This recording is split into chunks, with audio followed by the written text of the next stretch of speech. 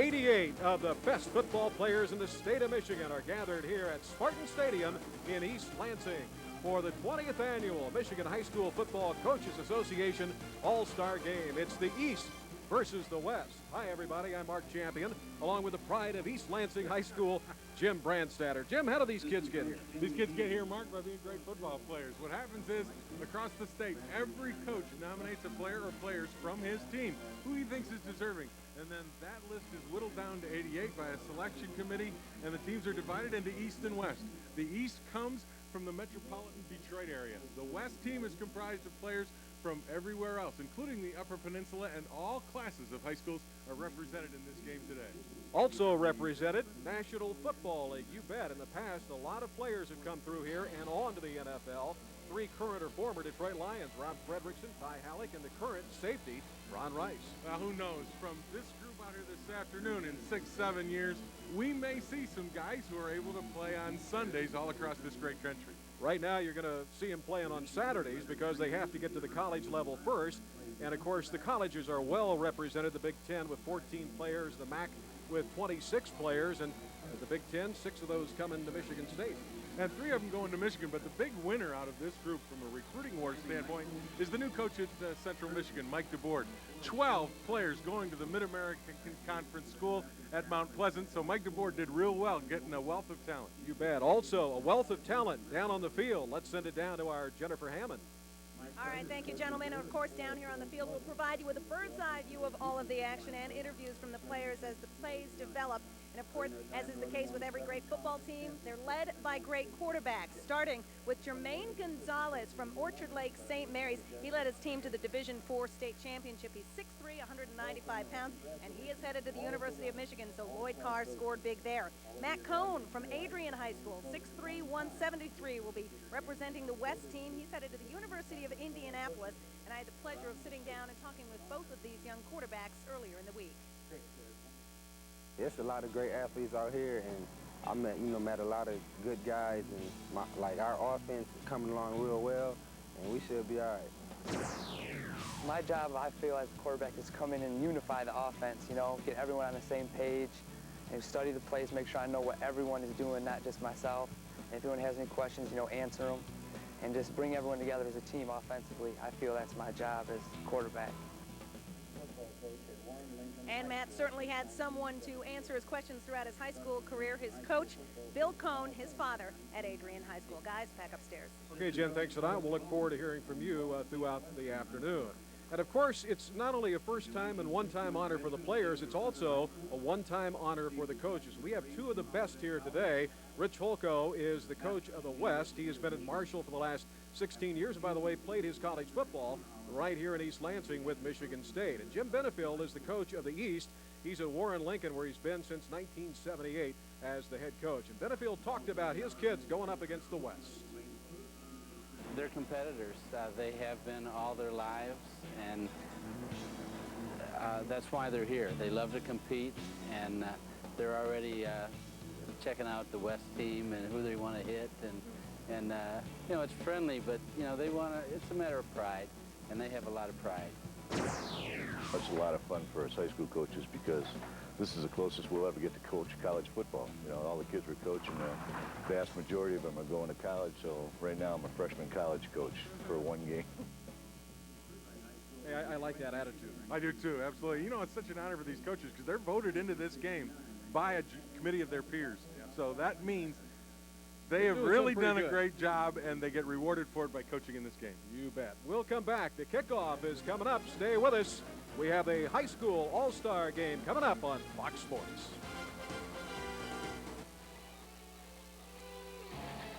Welcome back to Spartan Stadium in East Lansing. It is the 20th annual Michigan High School Football Coaches Association All-Star Game, and we're just about set for the kickoff. The West will receive, and they will head out of the north end zone here at Spartan Stadium. It is cool, overcast day. We've had a lot of rain the last several days. So far, it's holding off, Jim Brandstatter. Yeah, it is. It's actually a very pleasant day to play football. A little cooler. I've been to these games before where sunshine has been out. It's been in the 80-degree range, and on this artificial surface, that can get real warm. But today, a perfect day, really, for this high school all-star game. Well, we are just about set to go. as Mike Crawford will kick it off. The East in the blue jerseys and white pants. Jerry Nowitzki is our referee here today. And the left footer approaches, and we're underway. Cummings deep in the end zone will bring it out. And he is spilled at about the 16-yard line. And that's where the West will begin play. Mark Goebel with the good tackle there. Paul Cummings taking the kickoff 1 yard deep in the end zone. Let's take a look at the West offense here this afternoon, led by their fine quarterback, Matt Cohn, who is the coach's son. His offensive line, Brandon Pitzer, Greg Miller in the middle, Tim Ferguson, Adam Kieft at the tackle with Nick View, Nate Blevins, Jay Davidson, a good tight end. He's got great size, 6'5", about 260. And out of the eye on first down. Running left across the 20 is Noah Herron, and Herron is a good-looking back. He's out of Mattawan, a Class B school, and he is headed to Northwestern. He had an incredible season in his junior year when he rushed for over 2,000 yards in just 9 games. How do you like averaging better than 12 yards a carry? That isn't all bad, and that's what Herron did his junior year. It'll be second down and about 6. To the air, Cohn goes to the left sideline and completes out across the 30-yard line. The pass caught by Seth Schubert out of Marshall High School. Of course, his coach happens to be the coach of the West, Rich Holko. Let's take a look at the East defense, and it's a good one.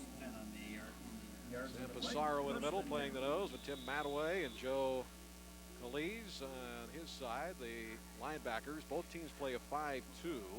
Lee Wilder, very good linebacker. In fact, this is a very good linebacking crew for the East squad. Marcus Curry, who is headed to Michigan. Kevin Harrison, very good safety. And on a first down carry straight ahead to about the 33-yard line is Jeremy Barnard, 1,000-yard runner out of Saline. The same school, or certainly did. Chris Baker went there. Nothing real fancy so far from the West offense, Mark. Just that one little quick pass to Schubert outside, and he really did a nice job on Delano McKinney, the cornerback. He really forced him deep, and McKinney slipped, and that allowed that little hitch route to go in for a big gain. Cohn is 6'3", out of Adrian High School. He's headed to Indianapolis University. He's the quarterback. Makes the toss, and the handoff goes straight ahead to the 35 again to Jeremy Barnard, who will be attending Eastern Michigan. As we said, the Mid-American Conference well represented today in this All-Star game. Eddie Shankin was not fooled at all on that play. It was a fake pass wide, and Shankin playing a safety. And actually, they're bringing the safeties right up on the ball. They know that the West wants to run it, and Shankin didn't buy the pass fake and was right there at the line of scrimmage to make the play. On third down, no score yet in our game. Back to throw, Cohn, long post pattern, and it is hauled in. Great catch by Joe Ballard at the East 29-yard line. First and 10, great grab by the 6'3" senior from Chesaning Union High School, Joe Ballard. Nothing real fancy about the play either. Again, it comes off of a play-action look. And Ballard just runs a post and gets behind the safeties, and he's able to get behind Curry. Just the step he needed, and Cohn laid it out perfectly.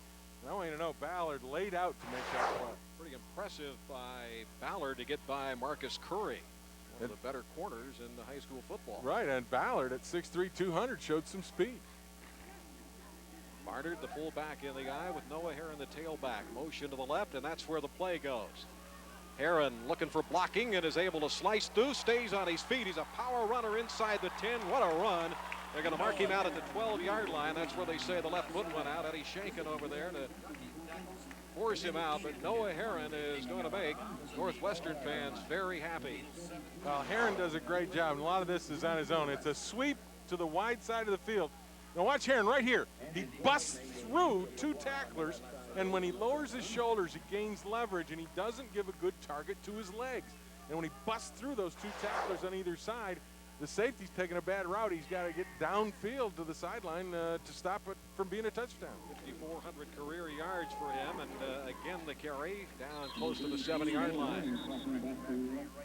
So it'll be second down, and still about 6 yards to go for the West. Well, the one thing about the West squad is you might see them running a lot off of that right side with guard Tim Ferguson and tackle Adam Keefe. Both of those kids, they feel at the right tackle, right guard spot are the best offensive line blockers. Ferguson on his way to University of Michigan, and Keefe on his way to Central. 8:40 to go in the opening quarter. No score, but the West on the move. And Herron again gets the call. He is hauled down from behind inside the 5-yard line at about the 4. Running off the right side, and that's where they want to run, Jim. Tim Ferguson, the right guard, and Adam Keefe, the right tackle. That is the strong side of that West offensive line. You bet it is. Keefe at 6'8", 275 has got a real nice drive block style where he's wide at the shoulders and he's able to keep low enough to get under the defense. And once he locks up on you and he keeps his legs moving, he will move you out of there. Andy Rasmussen in the game, and the full house backfield now for the West on 3rd down and a couple. It's Herron, cut back, and he fights, and he is in for the touchdown. Noah Herron from Manawan takes it into the end zone. He had 92 career touchdowns coming into this football game, so pay dirt is nothing. Well, just like that, Herron does a great job. And watch the cutback right here. He sees the hole and overrun. The defense actually overruns Herron, and Herron cuts it back inside and is able to fight his way. And he's a big back. Herron is a guy that, will run over people at 5'11", about 220. He is not easy to bring down, and there he shows his power in short yardage. Levi Jarvie for the extra point. The left footer bangs it up. He's got a very strong leg. And the West on the opening drive led by Noah Herron, who picked up 16 yards on the drive, and the big pass play to Joe Ballard, which set it all up, giving the West the early lead in the All-Star game. And Levi Jarvie will kick it off. Back deep. Shawnee Watson averaged 30.2 a kick return. Marcus Curry also back there. Curry steps in front of Watson at the 2-yard line to take it. He's up to the 15 and is slowed up, and down he goes at the 15-yard line. Good coverage. Kirk Nielsen was the first man down there to make the initial hit that slowed him up. Jim Barr finished him off, and Jim Branstad, he was talking to Jim Barr's dad. We'll get to that in a minute. Let's take a look at the East offense, the big offensive line of this Eastern squad. Eric Guychuk, the right guard, a good one, headed to Central Michigan. Tackles, Mike Preston, big Leon Perez, 6'7", about 360. And Jermaine Gonzalez, the quarterback out of Orchard Lake St. Mary's, and he's something special. From the 15-yard line, they will run the option a great deal today, and they try it there to outside, and they'll lose about 2 yards. Eric Jones, a good complete tailback out of Westland John Glenn, but he is slowed up and tackled for a loss of about 3 yards by Jim Barr and Robert Bentley, whose uncle happens to be Ray Bentley. Of course, Ray Bentley played for the Michigan Panthers, and he played for the Buffalo Bills, and currently works as a Fox broadcaster on NFL football. Look at the West defense here today, and we've already called Bentley and Barr. We'll be calling them a lot today. Dan Bloomers, the strong corner's a good one. Mike Vick, very good at the other side. 7-0, the West with the early lead, and the West won this thing last year. And to the air, Gonzalez floats it up, and it is going to be intercepted at the 37-yard line by Mike Vick. That was not a well-thrown football. Here's a guy, Jermaine Gonzalez, the quarterback, who never threw an interception during the season. Well, see how Gonzalez throws it off his back foot? The receiver, Shawnee Watson, really has him beat. If Jermaine Gonzalez sets that back foot and actually throws the ball deep, he's got a long touchdown pass. But he really threw it off his back foot, and he wasn't getting a lot of pressure. And that ball just hung up on him, and it allowed the corner, Mike Vick, to come in there and make the pick. Vick on the pick, so it's 7-0. The West has the football back again at the East 38-yard line. 1st and 10. Cone play fake, rolling right. in trouble, breaks the tackle, and will pick up yardage down the near sideline. It goes out of bounds around the 22. Good run by Matt Cohn out of Adrian. His dad was his coach. Led them to their first ever undefeated season his senior year, passing for 26 touchdowns, 2,294 yards. Well, that was just a scramble out of there, and he made a nice move to get away from Jordan Van Team, the safety. Van Team probably should have had him for about a 3-yard loss, but he made a nice move on him, and Matt Cohn was able to pick up first down yardage off of that scramble. I told him he was heading to a fine state to go to school, Indianapolis, Indiana. Toss to the left, Heron with a one-hand grab, and he will fight close to the 20-yard line. Picked up about 3 before he is brought down there. Good play by Kevin Harrison, the free safety for the East that time. When you talk about filling, you want to fill inside out because your sideline's your friend. And when he saw Heron break it back up inside, Harrison rolled up, squared his shoulders in the hole, and made the tackle on a pretty good back after just a gain of 2. Talked to Jim Benefield, the coach of the favored East team, and asked him about the strengths of his club, and he said certainly linebacker and defensive backs. And they may get a test here on second down. 7-0 West leading, back to throw it is Cohn. He'll scramble to the left, pump fake, he's going to run it now, puts his head down and almost picked up the first down. He'll be about a yard shy at the 14-yard line. Well, one of the things that happens in this game is you cannot blitz, so when Cohn gets back there, he knows linebackers are dropped back off in coverage. They're not coming on any blitzes. So Cohn sees that, and he's able to actually come up through the line of scrimmage and tries to fake a pass, doesn't really do a great job of faking the pass, and the East is able to get up there and make a play on him prior to him getting to the first down. This is a big down right now here for the East defense. Third down, about 1. Mike Masick and Mark Goebel teamed up on the tackle on the previous play. Out of the eye. And there is a good play by the East defense, sliding through there to make the hit, Mike Masick. Well, Masick did a great job of reading because he saw that play going to the right behind the 2 big linemen we were talking about. And Masick came from the backside, just shot behind the gap and made a play on Heron. Watch him come from back here, right over there, and there's the play. And he just read it, saw the quarterback reverse out, and he was able to make the play in the backfield.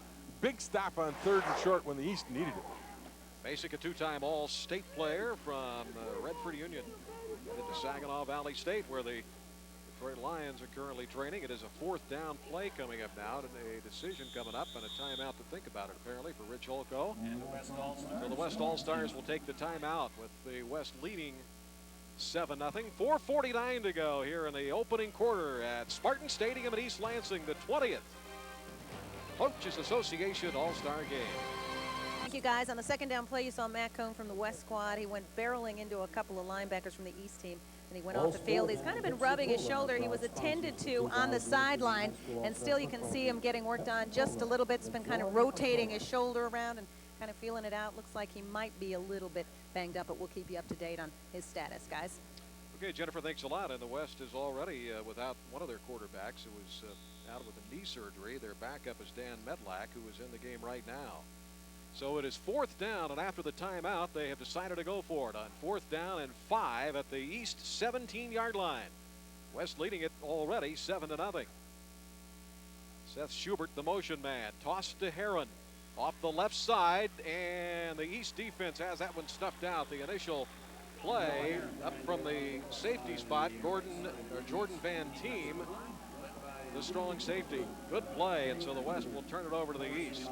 Well, they tried to get wide on the East defense with a pitch sweep, and Jordan Van Team, the safety, watch him as he comes out. He forces Heron wide. That's what you've got to do. Your sideline is your friend, and if you come and fill inside out, even though Van Team does not make the tackle, he forces Heron to run toward the sideline and runs out of room, and he waits for his teammates to come help. Todd Wojciechowski is now in at quarterback out of Macomb, Dakota. A 6'1", 165-pounder for the 18-yard line.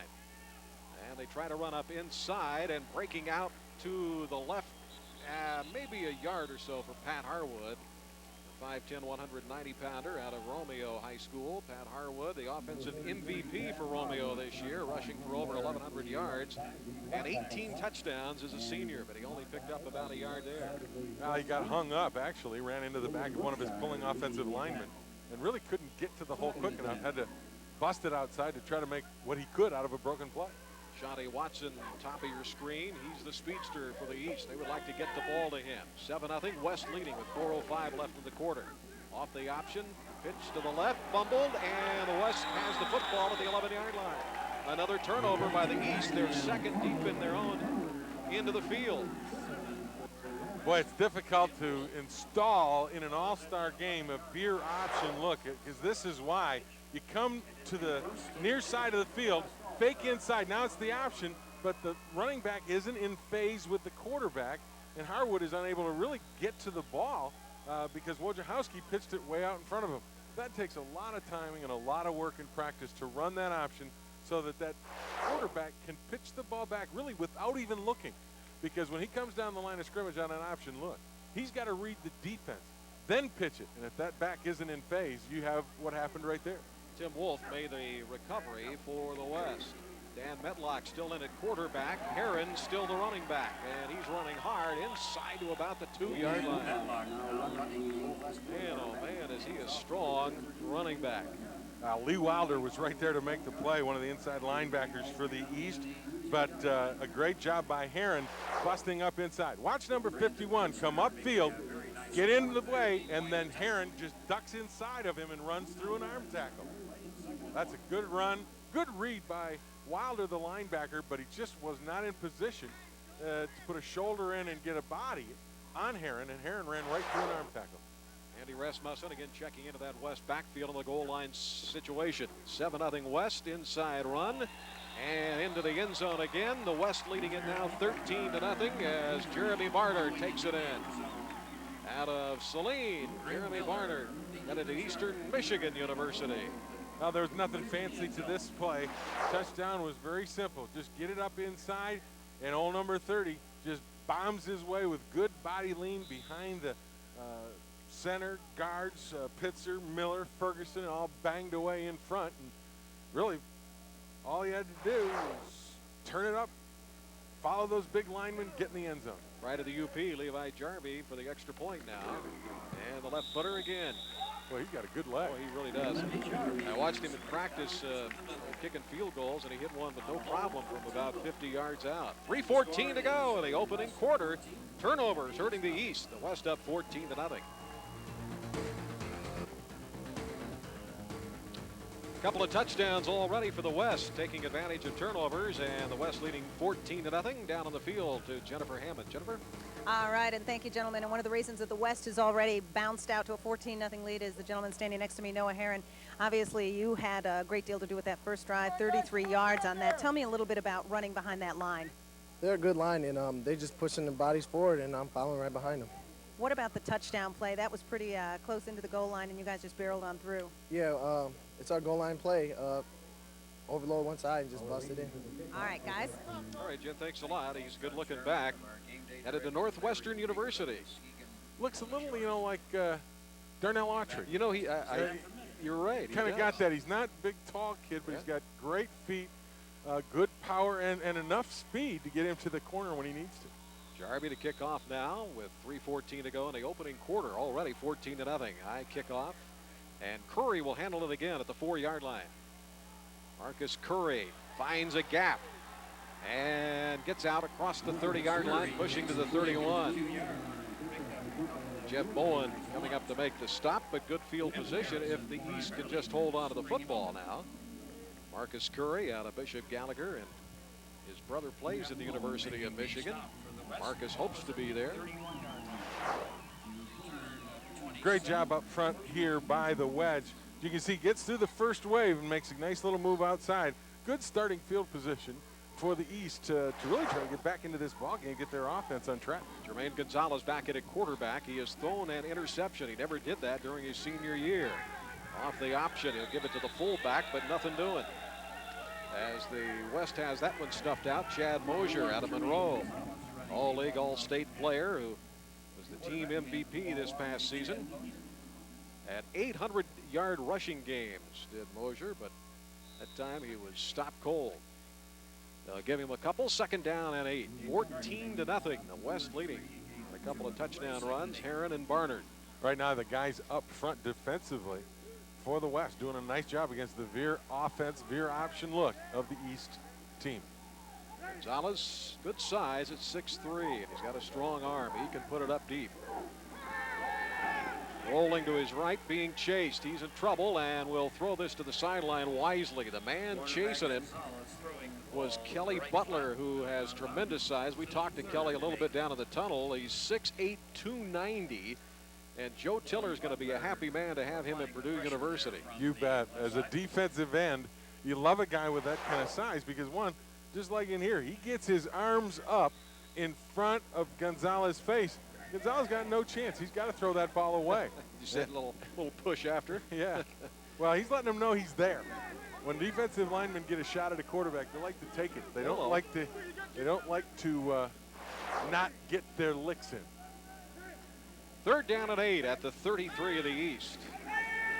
Rolling left and chase to the right. Gonzalez, he's got room, but he heaves it long downfield at the 30-yard line. Is it a catch? No. Mike Crawford tried to get a foot in, and Crawford may be shaken up on the far sideline.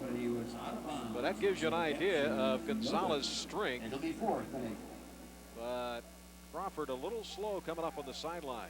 He ran all the way across field to try to make that play. Here's a situation where Gonzalez may have been better served to actually run this ball. He was outside the defense, and he probably could have run for the 1st down, but instead tried to throw a pass down the right sideline while running right. That ball will tail on you to the right to the sideline. Crawford wasn't able to get over there and get to it. So the East will punt it away. Vermeersch will do the punting for the East. Vick and Cummings are back deep. Vick up at the 26. He had the interception earlier in the game and is hauled down immediately at about the 27-yard line by Mike Masick, who's been very active in this All-Star game so far.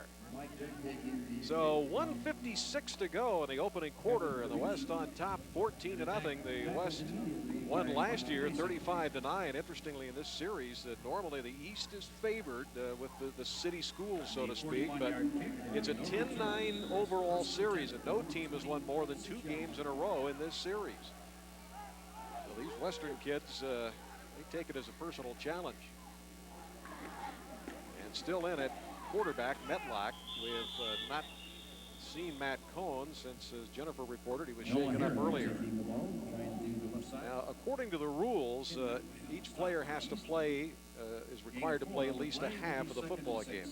Normally they break it up as far as quarterbacks go by quarters, but that's not necessarily the case. Carry up to the 30-yard line. It'll be 2nd down and 7. Breezy day here at Spartan Stadium, but it's cool, and that's a break for these kids.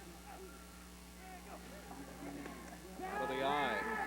Metlock rolling to the right. And the pass sailing into the east sideline. Tried to find Andy Thwaites that time, but the pass went over his head. Dan's got to set his feet when he's able to get outside the defensive end, and that's what he did that time, as the East defense wasn't allowed, didn't contain the quarterback. That's Tim Matway over there. He's got contained responsibility. He's got to get upfield and force Metlock, the quarterback, to stay inside the pocket. He didn't. He allowed him to get out, but Metlock didn't stop, set his feet, and threw it wild. So it'll be 3rd down and 7. Whistle stops play. We'll test your knowledge, Jim. I know you're a big high school football fan. Well, I am. But Metlock, Gary Nowitzki indicating it's a procedure call. Let's check on the field with Jennifer Hammond. Jim? All right, thank you, Mark. And I'm sitting down on the bench with starting quarterback from the West team, Matt Cohn. And Matt, tell me what happened on the play where you were injured. Just rolled out on the pass and no one was open, so I took off and ran it. And it was just a clean hit, you know. I'm hoping it's just a bruise so I can go back out. But I'll ice it for a while and then we'll see. All right, we shall see if he shall return. Mark? Yeah, I hope he does. He's a good kid. Back to throw, and another flag down on the third down completion for the first down, barreling out across the 44-yard line.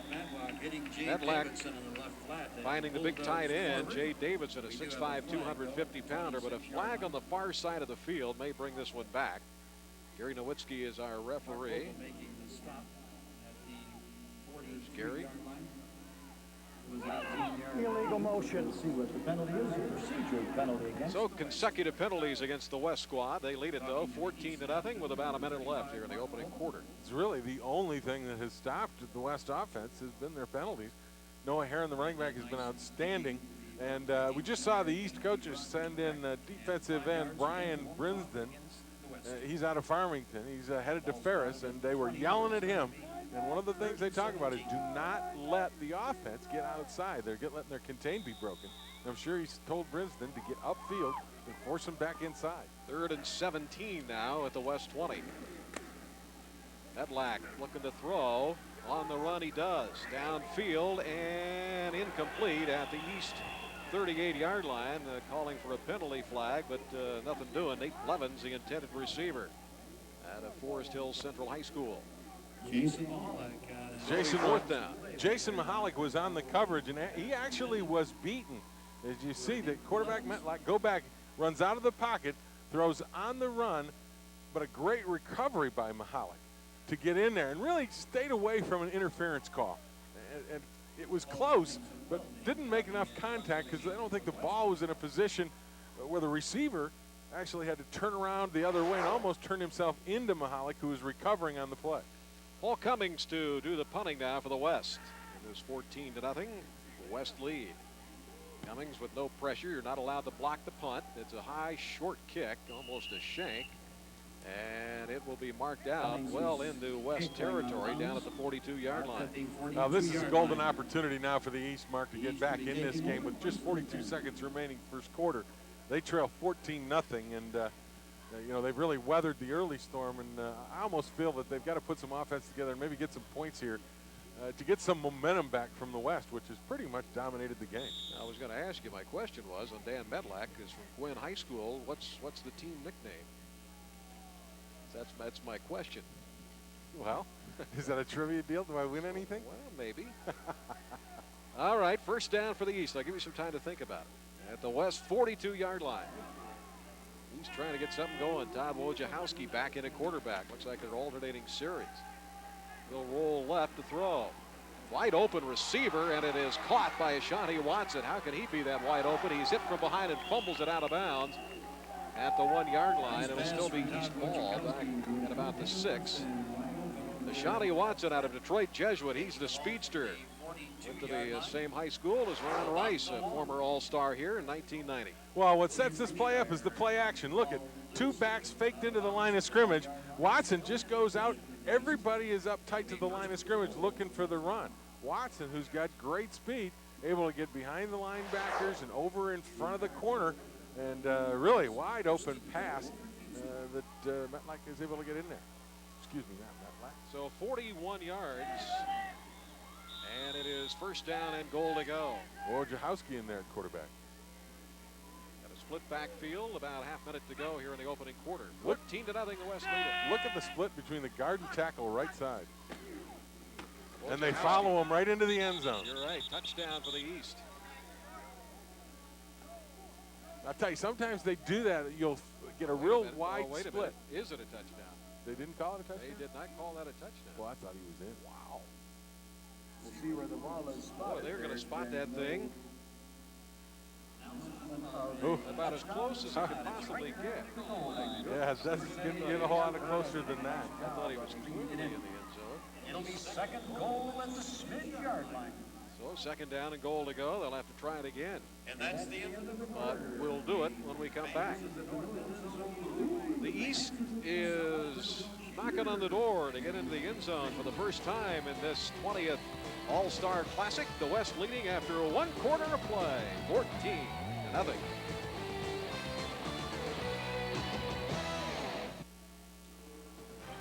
Sun trying to peek through here at Spartan Stadium in East Lansing as we begin second quarter action. The West leading 14-0. You know, Mark, I talked about the wide split. Take a look at the split here. Here's the ball here. But look at the split between this guy and this guy. It's real wide right in there. And that is a move to spread the defense this way and this way. And you try to run right up inside that hole. And the quarterback this time fouls it up. We thought he got in, but he actually didn't make it. I don't know. Yeah, it looked close to me, didn't it? Pretty close. Well, each team can use a standard goal line or short yardage defense against these offenses. They're limited to a 5-2 defense, so there's some other rules that will stick in as the game progresses.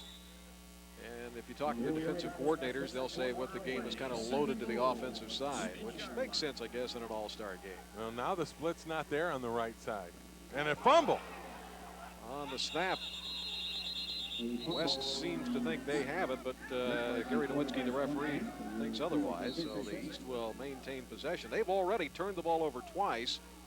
Gonzalez throwing an interception. Mike Vick came up with that one.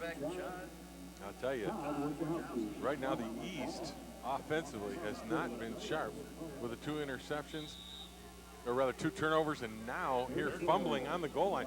They actually lost about, what, a half a yard on that play. So it sets up 3rd down now and goal to go. The East trying to get on the board. Todd Wojciechowski remains the quarterback for the East. And off the option, oh man. Nothing there. Talk about line of scrimmage advantage. The defense had it there for the West. Yeah, the linebackers were right in the line of scrimmage, and they just blew right through the hole. They try to go over the right guard. There's nothing there. That's just great defense, particularly by linebacker Robert Bentley. Robert Bentley shot the gap, read the play, and met the ball carrier a yard behind the line of scrimmage. He holds Wyoming Park's school record for career tackles, and that's one of the reasons why. Well, the East will go for it here on 4th down and goal to go. They have been sent backward and now in a timeout as they were running out of time, racing up to the line of scrimmage to get the play off, but instead of making a mistake, they'll call a timeout.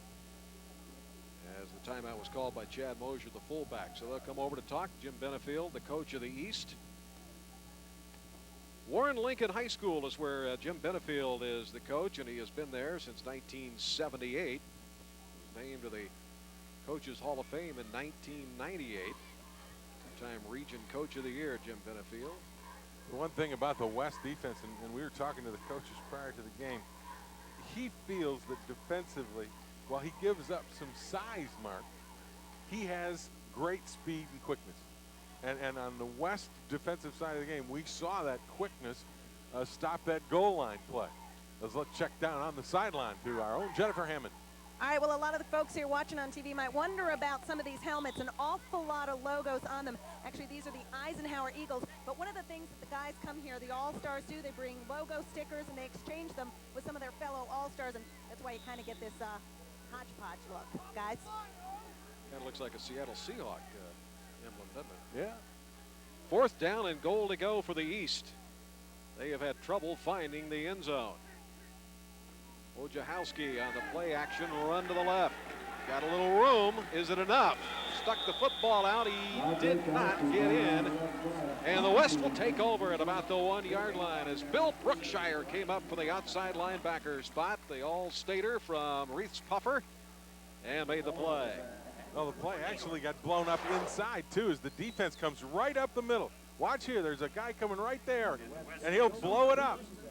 And that forces Wojciechowski way wide, and he's unable to turn the corner as the West defense comes up big on the goal line and keeps the Eastern team out of the end zone. I'll tell you, I was talking to Robert Bentley at practice the other day and asked him about the East being favored by as much as 2 touchdowns and what they thought of it. And he says, we take it as a personal challenge, kind of a chip on our shoulder. We're going to show that East squad that we're pretty good. And so far they have. It's 14-0 West. But they are backed up. And they'll just try to squeeze out a little bit off the left side. Metlack, the quarterback, remains in there for the injured Matt Cohn. You know, in every one of these games, Mark, in most instances, the East is favored because they come from a pretty large media center. And that's why they get a little bit more publicity. And the West team, in most every case, is the underdog, and they do take it personally. They like to show the kids from the Detroit area schools that they can play too. Well, interestingly enough, there have only been 3 shutouts in the now 20-game series, and all 3 of the teams shut out were East teams in 85, 92, and in 94. West keeps it on the ground, running left. Well, that was almost a big mistake. I think there was a ball handling mistake in the center quarterback exchange. Luckily, the ball bounced right back to the quarterback, and Metlack was able to get upfield instead of giving the ball to the East in the end zone. Watch this. They escape. As he fumbles that ball, it comes right back up to him. Metlack gets what he can out of it, but disaster averted by the West. Very well put. The East has turned it over twice, and that's the reason the West is up 14-0 with 9:06 to go in the opening half. Metlack in the end zone to throw it. Long post pattern. This one is over everybody's head at the 45-yard line. Tried to get it out to Joe Ballard, who hauled in the big catch in the first touchdown drive, but that pass was over his head, so it'll be 4th down and a punting situation. Now, one of the rules in this All-Star game, you're not allowed to block a punt. If you do, it's a 15-yard penalty against you, so that gives teams a break. Cummings, the punter, will this time have the breeze with him. So we're going to get a new punter, and it's going to be Heron. Right, Heron's going to come in. Paul Cummings was in there, then ran off the field. Hasn't Heron done enough? So Noah Heron is set to punt. And good foot into that one. Back. And a fake reverse. Keeping it is Ashanti Watson, weaving the near sideline and all the way down to the 31. A fine return by Detroit Jesuits, Ashanti Watson. And the East has another opportunity with 8:44 to go in the opening half. The West leading 14-0.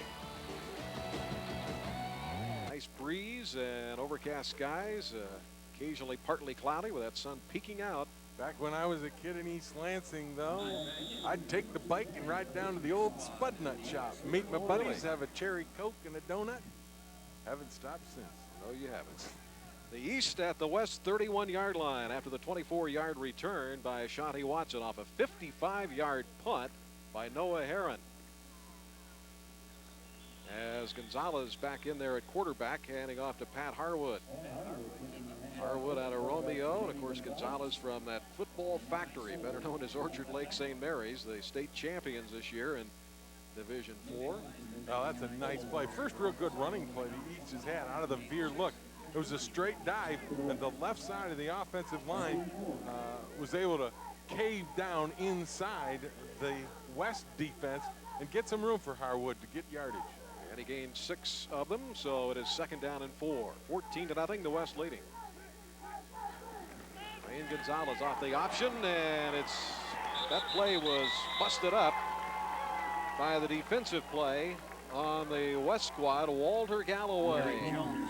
Boy, would he rip through there and get to Gonzalez and almost cause the turnover. Well, you've seen him try to pitch it twice. The fake to the fullback, and you see the difference is Galloway, number 55, never bought the fake to the fullback and went down inside. Gonzalez has to ride that fullback and make that defensive end respect the fact that he could give that ball to the fullback. Instead, he didn't buy the fake at all, came right upfield, forced a quick pitch and a fumble. He's one of those Class D players, showing up big. 3rd down and 9. Barking out the signals, Gonzalez steps back, throws over the middle, and dropped by the tight end, Andy Thorne, the 6'6", 260-pounder, headed to the University of Iowa. He's out of Waterford Mott, but that one he couldn't corral. Little misdirection pass that really Andy Thorne probably should have caught, where they have Gonzalez going left, and he turns, comes back to the right to the tight end, who sneaks in behind the linebackers on a run action look. But Thorne didn't complete the play by making a catch. So it has not been the kind of day Jermaine Gonzalez had hoped for. His prolific passing and a field goal effort coming up, 47-yard effort. Mike Crawford, the left footer, will attempt it to try to get the East on the board here. Placement good, kick on its way. That's good foot into that thing, and the kick though is no good as it drifted to the right here at Spartan Stadium. So the East still looking to get their first points in this All-Star game with 7:09 to go in the opening half, and the West leading 14-0. And again, hello everybody, Mark Champion along with Jim Brandstatter. The West leading 14-0 here at halftime at Spartan Stadium in East Lansing. Somewhat of a surprise, Jim. The East favored by a couple of touchdowns. Right, somewhat of a surprise, but not when you think about the East turning it over 4 times in the first half. 3 on interceptions, 1 on fumbles, 2 of those turnovers directly resulting in points. Well, let's take a look at the first half highlights. And the West, with the opening drive, went downfield 84 yards, and most of it on this pass to Joe Ballard. Great catch. Great catch by Ballard, and then the rest of the way taken care of by Noah Herron. Just a good, solid, hard run inside the tackles, and then the next play we'll see is the touchdown. Watch the subtle little cutback here. Starts left, busts it back up inside, and then powers his way into the end zone. It's a 7-0 lead at that point for the West. Aaron headed to Northwestern. He got 16 yards in that touchdown drive. Here's the big problem the East has had. Try to run the option. They do not do a good job of execution. The ball's on the ground. It is recovered by the West. The West comes back again. Here's Herron running hard up inside. Then they do a little change of pace. Barnard, the fullback, gets it on a straight dive. He powers his way in. 14-0. West leads at halftime. And of course, the East had an opportunity inside the 1-yard line, couldn't put it in. 3 interceptions, one of those thrown by Gonzalez. Vick had that interception. Wolf had an interception and that fumble recovery. And Boyarski also had an interception. So very impressive offensively and defensively for the West. Let's send it down to our partner on the field, Jennifer Hammond. All right, thank you, gentlemen. And not only is it a great honor for these players to participate in this game, but it's almost miraculous the way they get their team together in just a week's time. After all, they arrived on the campus here at Michigan State last Saturday and went through a couple of days of 3-a-day workouts and as well as a couple of double-day practices. And earlier this week, we came to town and got to know some of these All-Stars a little bit better. They're the best of the best. 88 of the state's top high school players who share a common goal. The intensity going out there, being there, talking junk, hitting somebody, it's a lot of fun out there. Football's pretty much my life right now. It's 7 days a week, training all week, weekends, taking care of injuries, things like that. I want to play and I want to win. And as different as their shapes and sizes, so too are the things that motivate them. Limp Bizkit, break stuff, and Metallica, Astronomy, and On the Road Again by Metallica. Definitely 3 I like those 2 on game day. Peter Warwick and Warwick Dunn and Barry Sanders, the shorter players of the league.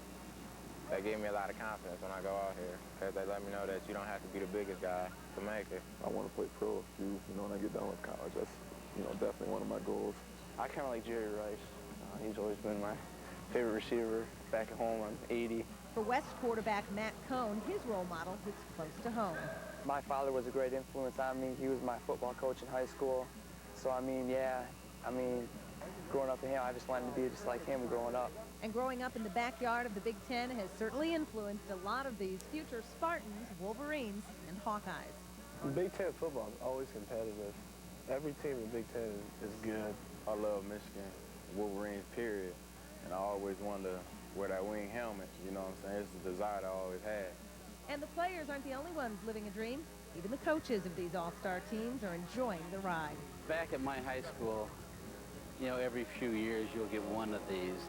And to have a team full of what are my best that I've ever had is pretty incredible to work with them. For linebacker Mark Goebel, hard work was preached to him from day one by his high school coach, Al Fracassa. Extraordinary victories are achieved by ordinary people with extraordinary amounts of determination. Make no mistake, not only are these all-stars determined, they're also destined for great things. And they are all extraordinary players. And it is ironic on this very same weekend when the NFL inducts some new players into its Hall of Fame. Maybe we're seeing some future Hall of Famers right here on the field at Spartan Stadium, guys. That's a good point. Thank you, Jennifer.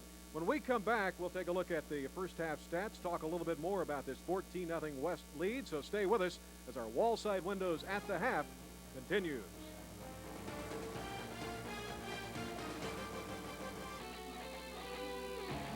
Welcome back to halftime, our Wallside Windows halftime show. 14-0, the West on top, thanks in part to that touchdown. They've got 2 rushing touchdowns and have taken advantage of 4 East turnovers, Jim Brandstatter. Well, not only 4 East turnovers, but the fact that the East got inside the 5-yard line and had a great opportunity to score and could not. So the West gained momentum by that goal line stand. The East just has not had any good opportunity to do much of anything else. The big stat, Mark, is rushing. 14 attempts with minus 12 yards to the East. If you're running a veer offense, which the East is doing, and you're getting minus 12 on the ground, you got problems. And also, of course, Jermaine Gonzalez, the prolific passer out of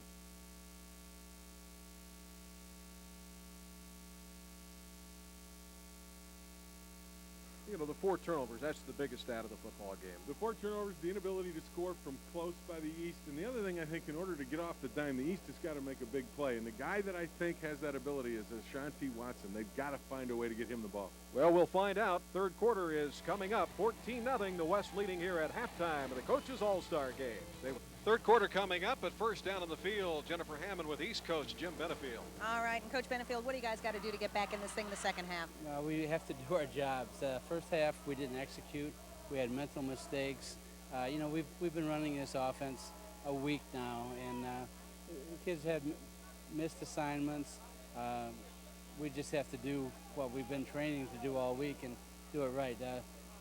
2 or 3 of the plays that went wrong, we were on the wrong page with each other, and it just didn't look good. All right, thank you, Coach. And obviously they want to try to eliminate the turnovers as well, guys. No doubt about that one, Jennifer. Here's the kickoff now. The East will get the football heading from the south end zone. Out across the 20-yard line, Ashanti Watson, and he'll get out to the 29-yard line. Ashanti Watson taking and that's where the East will begin. Let's see who the quarterback will be. It will be Jermaine Gonzalez, who was just 2 of 7 in the opening half. One of those was intercepted.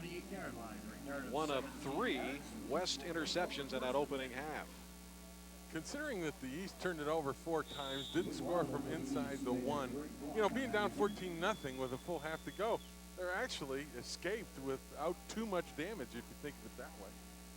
Well, let's see if Gonzalez had one series where he kind of got in rhythm.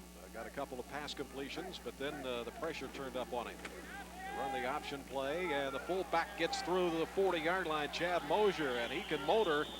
Picks up good first down yardage out to the 46-yard line. Mosier had one game this year where he rushed for 292 yards, so he can get it done. He's headed to Northwood. That's exactly what you've got to do to start the game, is you force the defense to respect the run. Watch Mosier, number 4, right up through the middle. Hands it off. A missed tackle by the defensive end, and off Mosier goes for a big gainer on first down on the ground, something the East needed badly. Yeah, they were minus 12 rushing in the opening half, so now they're in positive territory. Third quarter just underway, 14-0 West. And off the option look again, short yardage carry up near the 48-yard line goes Chad Mosier once again out of Monroe High School. All-league and all-state player. He's their team MVP. Well, 2 times in a row, we've seen them hand to the fullback off inside. The defense has crashed on that fullback handoff. This is the time where you fake that handoff and get wide on the defense. Force the defense down inside against the fullback dive, and then pull it back out and go work the outside on the option. Second down and 7. Gonzalez throws, and it's dropped. And that's one you got to hang on to, Andy Thorne, if you especially headed to Iowa. Yep. Blue chip player, top 50 blue chipper, and he caught 25 for 450 yards and 6 touchdowns in his senior year, but he couldn't hang on to that one. And Mark, that's not just a drop pass of 6 yards.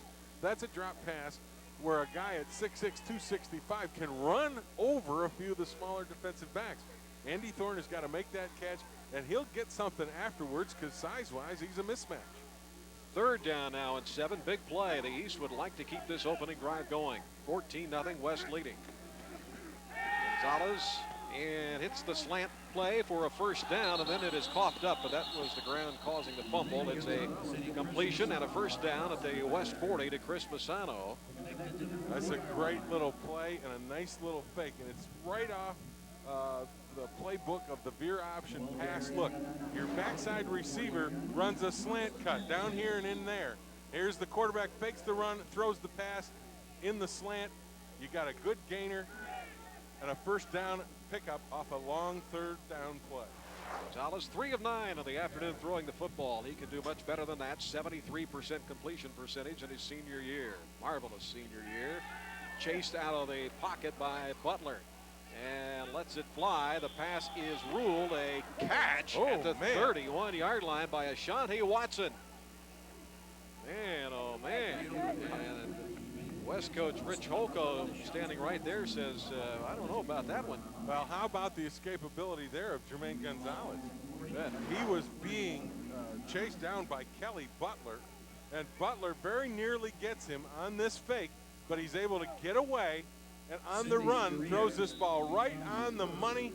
And does he get a foot now? Yes, Sure he enough. does. Oh, that's a great play by You Ashanti bet. Watson.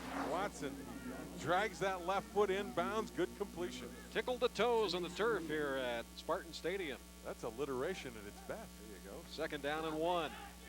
And Mosier, the fullback, cannot get the first down. Good penetration by that defensive line. Mike Delorge setting the pace. It's only 5'11", 240 out of Carmen Ainsworth. But an all-state dream teamer, and he shows you why. 3 times they have given the fullback the ball on the dive. Sooner or later, they're going to fake that and go wide with Jermaine Gonzalez in the pitchback, and they're going to get outside the defense. Because right now, the West defense is crashing down inside, stopping that fullback dive. You've got them respecting it. Now make them pay for it. What do you call here, Mr. Brandstatter? I think I'd go ahead and run the fullback dive, but I wouldn't give it to him. I'd come back outside and let Jermaine Gonzalez turn the corner. All right, Coach, we'll see what happens. Quarterback straight ahead, first down. That'll work. Down to the 23-yard line. Well, he saw enough room. I wonder if Gonzalez called that on himself. Dan Bloomers made the stop. By the way, I want to recognize our statistician up here. Just a moment, we'll do that. Take a look at the replay. That's just a great job there by Gonzalez as he got a great block from the center and then followed that block along with Clement, the left guard, to get into the secondary. Big Bubba. Into the secondary and get a first down. So the East on the move on their opening series here in the 3rd quarter. West leading 14-0 with 9:22 to go in the 3rd. Gonzalez to throw left. And the pass hangs up there, incomplete though at the 2-yard line. Mike Crawford intended. That ball had too much air underneath it. That allowed Stuart Schweigert to get underneath it. Stu Schweigert, it's really the first time we've called his name today, but he is a great player headed to Purdue University, where Joe Tiller has already indicated that he could well be a starter for them. Yeah, he's got the size right now at 6'2", 200 to play in the secondary. He is a physical kid, and there you see his ability to close on the ball as he gets in Crawford's space and makes a nice play on the ball, even though his back's to the ball. Knew where it was, got his hands up, got a piece of it, avoided the interference. He beat Charles Rogers in the 100-yard dash in high school. And that play not going anywhere. Gonzalez spilled by the nose tackle Mike Delorge again. 2 good plays by him, and it sets up another 3rd down and long situation as Gonzalez slow coming up. I think his shoe was coming off. Yeah, that was a straight quarterback draw, and Delorge, the nose guard, just beats the block of the center. He recognizes the play, keeps his head up, is able to see the quarterback, see the ball. And as soon as Gonzalez pulled the ball down and was going on the draw, Delorge was right there after disengaged with his blocker, free and clear to make the play. That blocker, the center, Jim Jerzista out of St. Clair. So a 3rd down and 12. West up 14-0 here in the 3rd quarter. Big play again for Jermaine Gonzalez. We got a penalty flag down. Too much time. Delay a game coming up. So that makes it 3rd down and 17. The East really, this is their best drive of the football game. Gonzalez able to get him downfield. It began back at their 28-yard line. But now they're faced with a 3rd and 17 situation. Keep an eye on Ashanti Watson. He's in the slot to the near side. He's the guy that's the big player, and they need a big play. Watson, and Gonzalez looks that way, but instead he goes to the outside receiver, Massano, complete, but I think short of the first down. Let's see, depends on the mark. It's very close. It's at the 14-yard line. And it will be a 4th down coming up. 4th down and about a yard to go. So do you go for 3? Apparently, as Crawford is coming out. Take a look at this play. What they have is the wide receiver runs Fasano, the post, in that way. The slot receiver is Watson. He runs that way. Gonzalez does a good job of reading the right coverage and gets the ball here to Masano for the big play. And they're going to go for it on 4th down.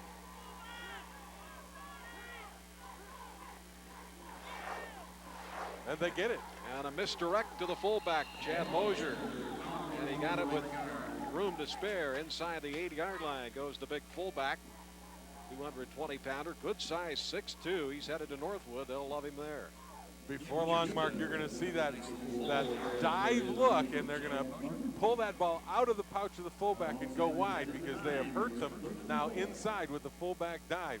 When they start crashing down inside, that will leave the perimeter vulnerable. So big play for the East. They trail 14-0, looking for points, and it's 1st and goal at the 9. Jermaine Gonzalez barks out the play, and again they keep it on the ground with the fullback. Mosier stopped at just about the line of scrimmage. He's getting in there. Tim Ferguson out of Fowlerville, far away from here, headed to the University of Michigan. A Wolverine. Pretty big lad, 6'2", 290. Yeah, that's what you need to be these days. You're going to play up front. 2nd down, goal to go. 6:45 to go in the 3rd quarter. And the West leading 14-0 in this 20th annual Coaches Association All-Star game. Hope you're enjoying it. Gonzalez to throw to the end zone, and nobody there. Shotty Watson couldn't find the football as Fasano ran a post cut. Similar cut to they ran on that 3rd and long play. Masano ran the post cut deep, and this time they kind of faked the post with Deshaunty Watson, and he was supposed to get to the corner and get the fade. But the timing on the passes right now are off, and Gonzalez is just, not really right on his timing. He's throwing a little bit too early, and the route isn't completely done yet, and receivers aren't coming open. Should be a poised quarterback. Gonzalez, a 4-year starter at Orchard Lake St. Mary's. 3rd down, goal to go. Big play coming up again. Seems like they've had a bunch of them in this drive. Gonzalez off his back foot. Touchdown for the East to Mike Crawford. Well, this time, Drew Biarski from the Upper Peninsula in Menominee, we saw him make an interception earlier.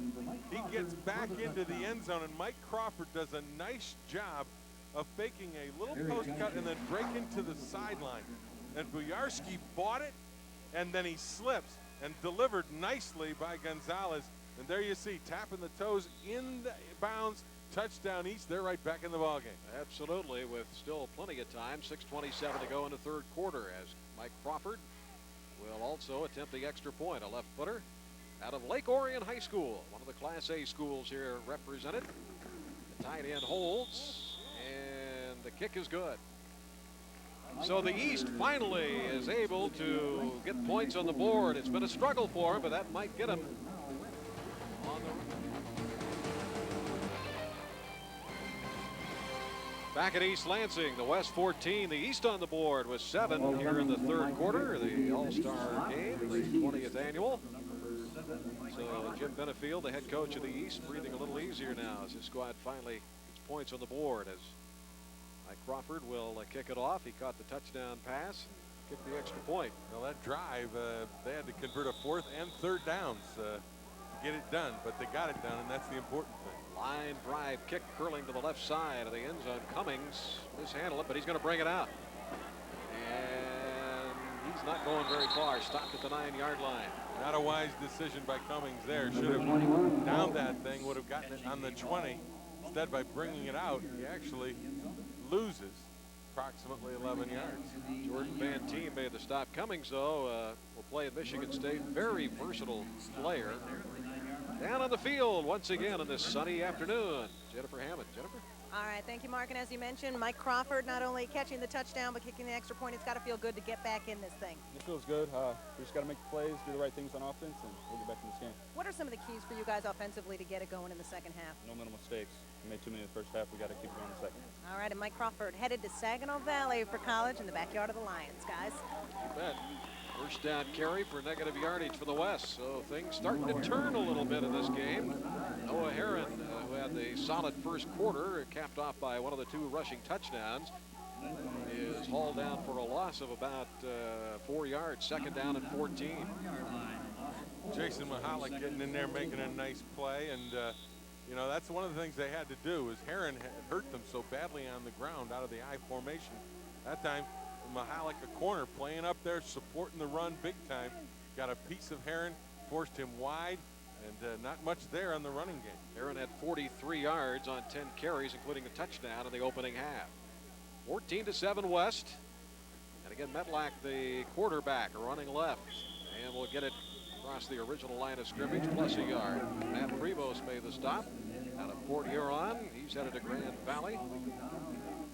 So the sun's shining, and it's shining on the east right now. Big defensive play coming up here. 3rd down and 9 yards to go. I want to recognize Ralph Carducci, who is our statistician. He also happens to be the head football coach at Monroe and also happened to be the head coach of the East last year. So we're glad to have him up here. I think I know who he's rooting for, don't you? I think so. I think so. I guess that's what happens to all former head coaches. They become statisticians up here, huh? All right, 3rd down, and Metlack in trouble, and he dropped. He fumbles it in the end zone. Who's got it? Touchdown, East. Metlack fumbled it, and the recovery for the touchdown by Chad Leitz, the outside linebacker. Now that's just a great defensive play by the East again, anticipating a pass, getting upfield with a defensive end. And actually what happened was when they got outside, quarterback tried to roll, he rolled into it. Watch him, he'll roll right. There's the hit and the fumble into the end zone, and Leitz gets on top of it. Chad Leitz out of K-Pac, and he is a happy youngster, 6'4", 235. He's good size. We're an extra point away from being tied up, Mark, with 4:46 left to go in the 3rd quarter. That's why they play all 4 quarters. Yeah, how quickly it turns, huh? So Mike Crawford now has a chance to add the tying point here with 4:46 to go in the 3rd quarter. Been all East to begin this 3rd. Snap, placement, and kick. All of them come together. Extra point good, and we are tied. It's the West 14 and the East 14. Brand new football game.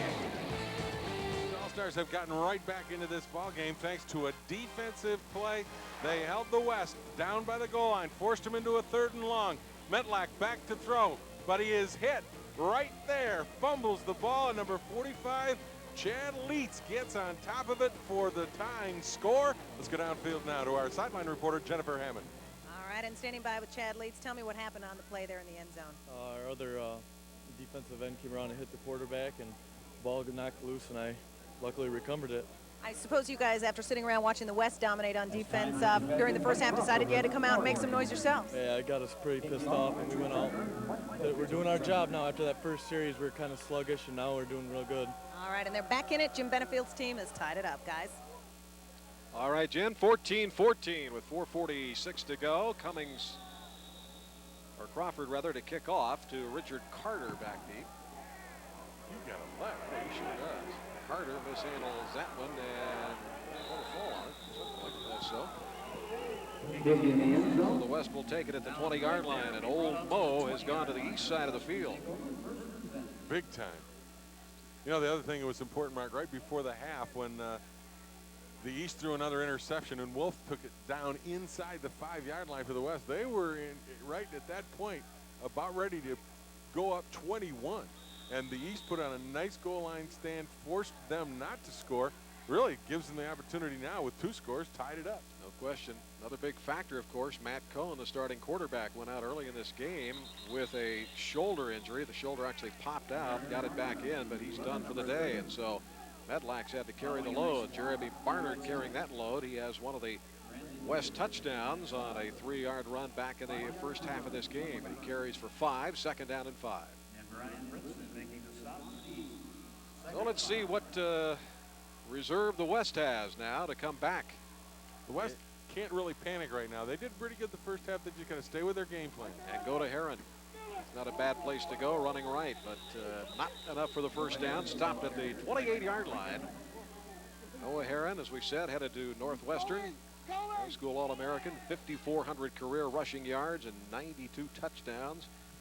Only the third player in Michigan history to rush for 2,000 yards plus in a 9-game season. That is just phenomenal. That is phenomenal. Nice play there made by Eddie Shankin. As you take a look at Noah Herron, who really has been the most impressive runner in this All-Star game today. I'd like to break him loose here. 3rd down and about 1. Herron gets the call, cut back, and he rolls. Did he roll for the first down? I think he did. He needed to get right to the 30, and he did. That should be enough for the first down. Gary Nowitzki, our referee, looking at it, and it is first down. That's what that second effort. He's 220, and when you're next to him, we were down there early pregame, and he really has good size. Yeah, he was hit in there pretty decently by Matt Miller, but again, with his power, able to keep his legs going and just, you know, move Miller back a hair and roll over the top of him and get that first down, which the West badly needed. Andy Thwaites and Seth Schubert, the wide receivers, at the top of your screen. They'll keep it on the ground, however, for about a yard. To the fullback, Jeremy Barnard.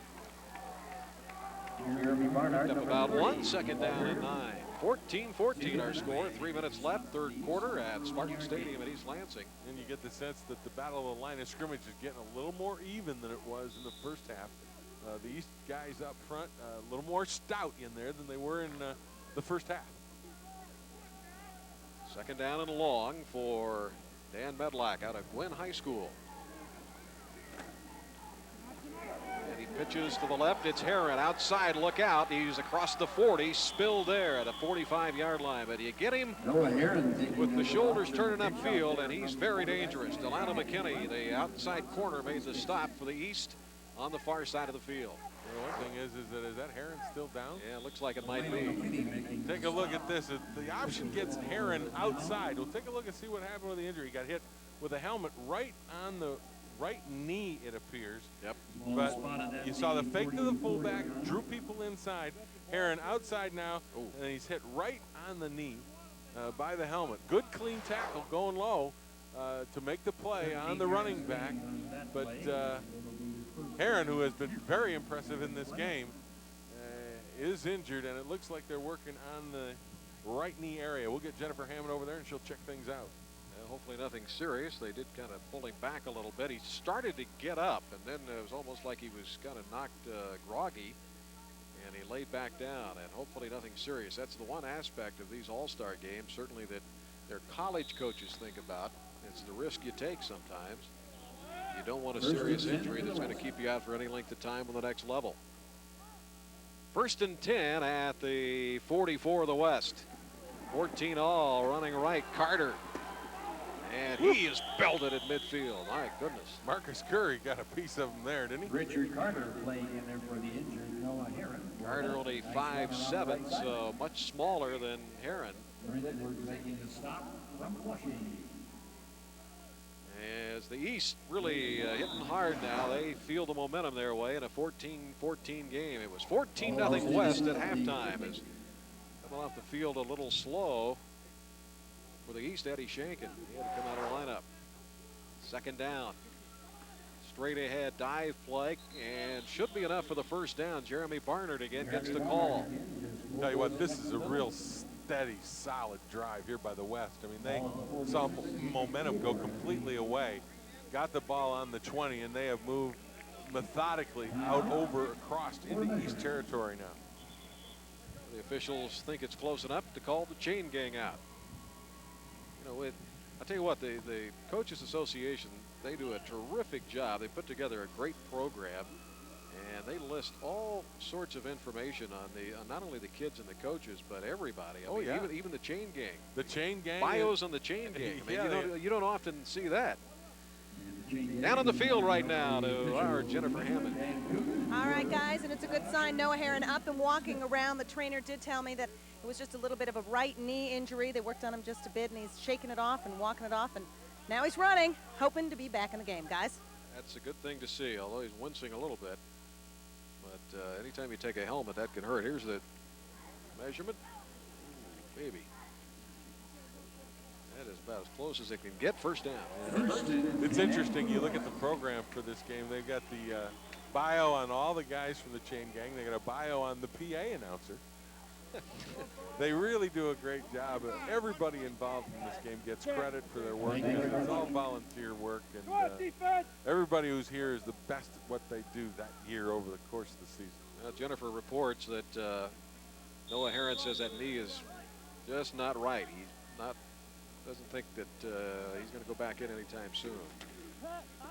So on the first down play, Metlack, the quarterback, is bottled up as they couldn't run the option. He wanted to get it out to Richard Carter, but couldn't, as Lee Wilmuth and Delano McKinney came through defensively to make the play. And now we got a little chirping going on as McKinney is talking it up, discussing life as we know it with Dan Metlack. Well, that's the way you defend the option.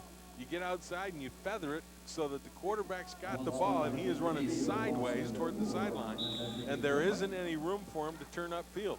And you've got one man outside to take the pitch back away. That's the way you defend the option. 2nd and 15 in a 14-14 game, about a minute to go. Metlack draw play. Carter, big burst to the left. He may go 30.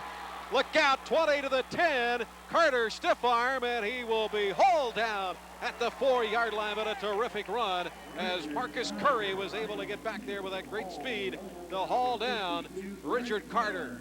Not only was it great speed, but the idea behind the play is to sell the pass look. And here it is. They're going to sell the pass look, and everybody drops back. The linebackers are out of position. One block by the center on a middle linebacker, and off Carter goes to the races. Touchdown saving tackle there by Curry. If the defense can come up big now, that's what they have to do to keep the West out of the end zone. 43-yard gallop for Richard Carter. First down and goal to go. And Carter stumbling inside, and he will be dropped at about the 1-yard line. I don't think he got across before the knees touched. About a half a minute to go here in the third quarter. The West with 2 rushing touchdowns in the opening half. There you see Carter out of Sexton High School right here in Lansing. He would love to score kind of a home field touchdown, wouldn't he? Well, gets the call, and he does. Get it. Well, I'm sure he's watched a few games here at Spartan Stadium, but now he can say he scored a touchdown here. Mike Masick had a shot at him in the end zone, and Carter was able to bounce outside and get in. And then again, he's short, but he's got that low center of gravity. Watch him bounce outside of number 23 here.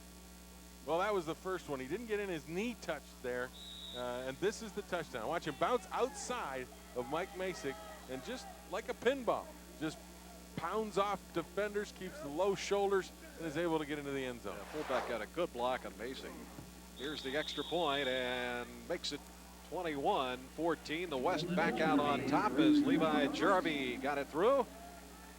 So the West with their 3rd rushing touchdown of the afternoon. 2 of them came in the opening half when they led 14-0. And after the East put a couple on the board, now the West has come back to lead at 21-14. Back down on the field, here's Jennifer Hammond. All right, thank you, gentlemen. Richard Carter, a little bit out of breath standing next to me. Had to feel good to score a touchdown here at Spartan Stadium. Yeah, I was just waiting my turn. I mean, we got 2 real good running backs, Noah and myself, and we need to get the blocks. You know, we came out, started, putting on them first quarter, but I think our mind state got out of it. We got 2 lackadaisical, but after they scored that last touchdown, I think we were ready to get back pumped up. Seemed like the big key in that run, in the long run, was to get outside. Well, they clocked me out of 4-2, so I'm going to use my speed and get outside and run as fast as I can. All right, and everybody gets an opportunity here today, guys. I wonder who did the clocking on that. I was going to say, clocked him at a 4-2. He's in Peter Warwick territory. I was going to say, did he have the stopwatch going when he was running? Yeah, he is quick, though. He's quick, no question. And he's got pretty decent size. He's small at 5'11", but, he's, again, got that low center of gravity, real big thighs. And he's able to make good cuts. And if you don't get a good shot at him, he'll bounce off of you, and he keeps his balance. Marcus Curry and Ashanti Watson back deep. There you see the 2 fellows who are ready to accept the kickoff from Levi Jarvie. Levi's got the good, strong left foot. Both kickers today, left footers. And a squibber hits at the 20 or so. One of the upbacks takes it there. Masick. That is Masick. And he is belted back at about the 28-yard line. So the East will get it back. Mike Masick has been very active today in the defense for the East, and he comes up with a kick return there. Well, we still have about 6 ticks on the clock before the end of 3 here at Spartan Stadium. The West leading 21-14. Started out overcast, and the sun has come out. Now we could call it officially partly cloudy. So it's a lovely afternoon. Todd Wojciechowski now in there at quarterback. He and Jermaine Gonzalez have been sharing the signal calling duties for the East. Wojciechowski and a fumble on the handoff to Eric Jones, and they have had some problems with that today. Jones, pretty elusive runner, wasn't able to get away that time. That should be the final play, and is here in the 3rd quarter. Well, the West able to get back out on top by 7 at the end of 3.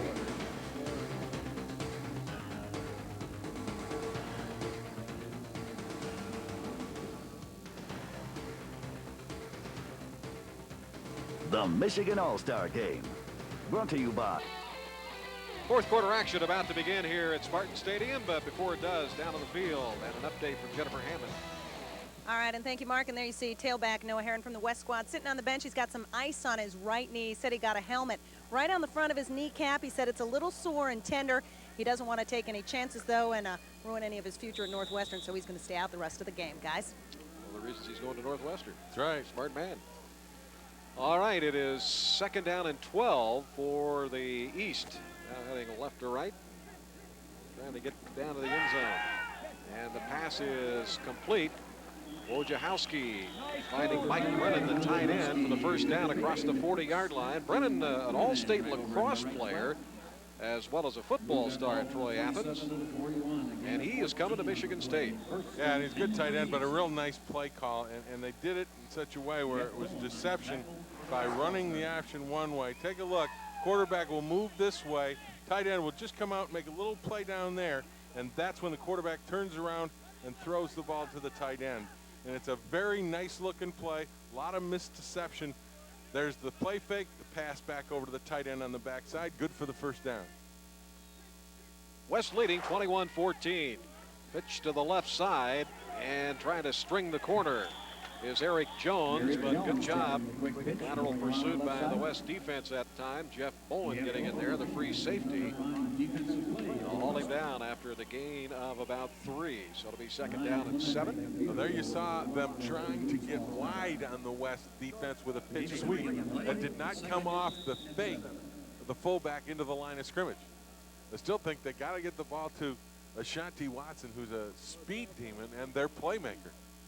Bowen is the single player in this group, headed to an Ivy League school, headed to Brown. He's out of Oak Ridge. Bowen. West by 7. He's trying to tie it up. Todd Wojciechowski, the quarterback. Toss out of the fake to the fullback, and Jones stumbling his way, got to the 45-yard line, and that's all. Cannot get to the corners again, and the East faced with a 3rd down and 6 situation as Greg Yaster and Kirk Nielsen got in there. I'll tell you, the guy that makes the play is Peter Thompson, number 36. Watch, they come down the line of scrimmage. He gets the pitch out. Watch 36. He gets the back running to the wide side of the field. He forces him up. If he's not there, that back gets to the corner and gets about 10 or 15. But Thompson, up on the ball from his safety position, was able to make a play, even though he doesn't get credit for the tackle. Peter Thompson, he's from the high school, which should be the official high school of Michigan, Detour. Rolling left, Wojciechowski. Still with it, and now dumps it underneath to Eric Jones, but right through his hands in midfield. Got to catch those. And a couple of mistakes there. Wojciechowski probably could have run it and gotten down to within a yard of the first down, which they might have gone for it on the west side of the 50. But instead he tried to run left and throw back to his right. And often when that happens, Mark, we've seen it happen in the NFL. Quarterbacks will throw interceptions when you try to put that ball back into the middle of the field when you're running the opposite way. Cummings and Carter will be back deep, so the East will have to punt it away. And Kevin Vermeersch is the punter. There, a look at the return men. Michigan, they cannot block punts. End over end kick. And Carter fumbles it on the run. Loose ball at the 20-yard line. I think Masick has got it. And the East has the football back on the turnover, and you are correct, sir. Masick comes up with a recovery. That kid has been all over the field for the East squad. Boy, that's a huge break right there. You talk about turnovers hurting the East. Well, here, the West gets a big turnover against them. So let's see if the East now can take advantage of this. At the West 20-yard line, Jermaine Gonzalez back in at quarterback for the East. West leading 21-14 here in the fourth with 10:21 to go in it.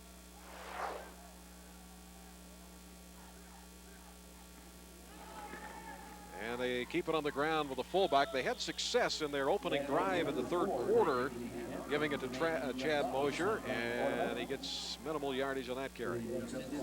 You've got to keep giving the ball to the fullback, though, to make that defense respect you inside. We saw him earlier try to go with a pitch and get wide. If they continue to bust Mosier up inside, they'll get it done. Let's go downstairs now on the field to Jennifer Hammond. All right, and thank you, Mike Masick standing by me, and obviously turnovers have been a big key the other way, but now you guys are getting your share. It was about time we got one. We've been working our butts off on defense. We just run down there and get lucky one time, get back in the game. What do you think is going to be the key now? Obviously, you guys still behind in this thing. Hang on to the ball, shut them down, score some points. All right, and that is the name of the game. Hang on to the ball and score some points, guys. Well, he may well be an MVP of this football game. Mike Masick, he has had a wonderful football game as Gonzalez was chased out of bounds on that play, setting up third down. This time they tried to go to the slant cut again, Mark, but the secondary took it away from Gonzalez and actually jammed the receiver right at the line of scrimmage. Gonzalez didn't have any receiver to go to, so he had to try to scramble and make something out of the play. Well, the East has been faced with a number of these third and long situations. Third down and 8 now at the West 18-yard line. Good play for Jermaine Gonzalez out of Orchard Lake St. Mary's. Wants to throw it to the right and short-armed that one. He got some pressure and may have affected that throw as it goes incomplete. Walter Galloway, I believe, was the man in there, but at any rate, that sets up a fourth down situation. Well, they tried to get the ball out to Ashanti Watson, the big playmaker for the East, but again, pressure right in the face of Gonzalez, and he was unable really to set the feet and really get the ball out there with anything on it.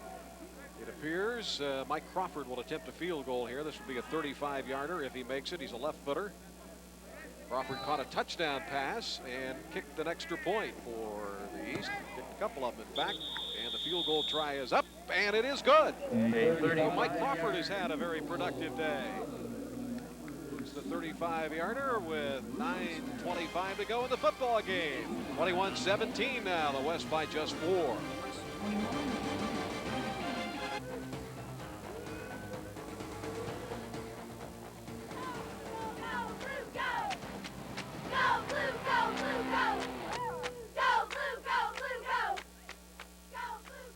Well, the blue side representing the East, and they are happy right now. They're within 4, 21-17 with 9:25 to go in this 20th annual Michigan High School Football Coaches Association All-Star Game from Spartan Stadium in East Lansing. Martin Champion with Jim Brandstatter and Jennifer Hammond. Hope you're enjoying it. It's been a good game. It's been a real good game. Very competitive, and it's still tight. It's still anyone's game at 21-17. Stu Schweigert is one of the deep men. He's been less than 100%, has had an instep problem on one of his feet and a squibber. He may not even get a chance here. Carter running up on it. He's going to let it go by him and out of bounds. So the penalty flag will come out. Crawford didn't get a good foot into that one. Might very well have been trying to keep it away from Carter, the running back out of Lansing Sexton, who really is. Well, he coughed it up the last time. Yeah. He's busted out after the injury to Noah Herron.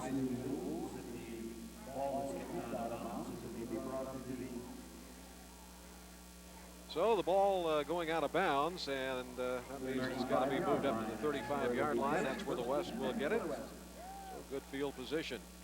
And again, starting quarterback Matt Cohn went out early in the first half for the West with a shoulder injury and has not been back in this football game. So it's been all Dan Medlack, the 6-footer from Gwen High School. He's headed to Michigan Tech. They keep it on the ground. The fullback gets the call. Jeremy Barnard, who has one of the 3 rushing touchdowns for the West. Barnard with the short carry. Both inside linebackers there making the play, and that includes Masick, who has recovered a fumble and has just been all over the field defensively. Masick had 7 tackles at halftime, so he's going to be in double digits, and he may well break a all-star game record in tackles if he keeps going. Well, Masick and Goebel are 2 inside linebackers right now, and both of them are outstanding players. And again, Noah Herron will not be back in the game, nor will Matt Cohn, so the tailback is Richard Carter. He gets the call. Carter running left. Great tackle. Who else? Guess who made that tackle? Now that was Ritter. I thought it was Masick, first of all. My mistake. So it was Matt Ritter got in there to make the stop. I saw the 2 pop up, and it was not Masick, it was Ritter. Well, the key is Frazier. Yeah, the key mark is that Ritter stays home. Take a look. The play is a fake. It's going to go this way, okay? And Ritter's over here. He stays home, doesn't take the fake, and he's the guy that ultimately will make the tackle as they give the ball to Carter trying to go left. Look at him. He stays home, comes up, makes the play. That's just solid defense. You betcha. Draw play with Carter this time. Breaks a tackle left side. 45 midfield. His speedster's off. 4-2 or not. Down the left sideline he goes to the east 41-yard line. Now the draw play has been the big play on the ground for Carter. Richard Carter, who had a 43-yard run, is able to come up with a big one here for the West. And again, it's the draw play. It's a pass out, 3rd and long. The quarterback goes, shows the ball up there, and there's Masick, probably the only tackle he's missed today. And if he makes that tackle, it's no first down. But again, Carter's a good little back. He's got a solid low center of gravity, and he's tough to bring down. I'll tell you, he's headed to a school that has produced a lot of National Football League players, Northern Iowa. Yeah. First down at the 41 to the east. And there goes Carter on a draw left. 30, 25, good cut inside and pick up an extra 5. Boy, he made a good move that time on Dan Kovarik, the free safety. And we've got a late flag thrown, and we might get a holding call against the West. That would, if so, would be the first of the day. Now it's going to be personal foul against the West. West. Ooh, that's going to be big. Well, that is a big, big penalty. Right, and it takes away a great gain by Carter. Carter's limping off the field, Jim. Maybe he's just a little tired. Yeah. Tell you, that misdirection is what that play is. A little misdirection, kind of a counter tray look out of the I formation. And it really has the E squad moving one way. And when they bust Carter back against the grain, whoop, he's able to get some big yardage. So that is a big penalty. They mark it off from the point of the foul, which moves it all the way back to the West 48-yard line. That is a huge penalty. 21-17, the West leading here with 7:47 to go in the football game.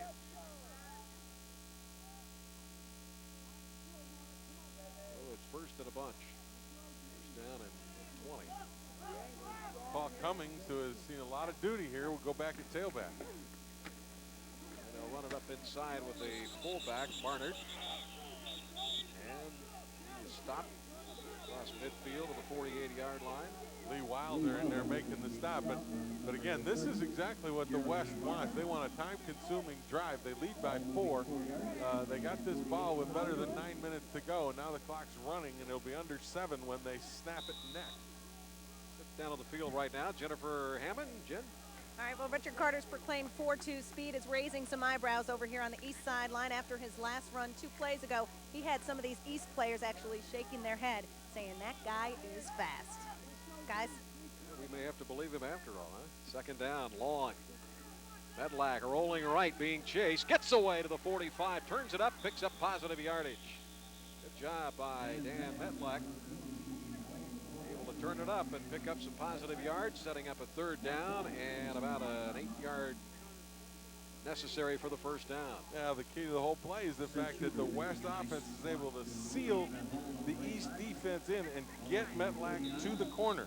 Now, he doesn't have as much speed as Carter, but he was able to get to the corner because the defensive end was sealed. The inside wasn't able to get upfield and contain Metlack. There's Cohn. You see him with the shoulder in a sling, the right shoulder. It kind of popped out and back in. But here's the draw. Run for the day. Draw, but stumbling and falling is Richard Carter.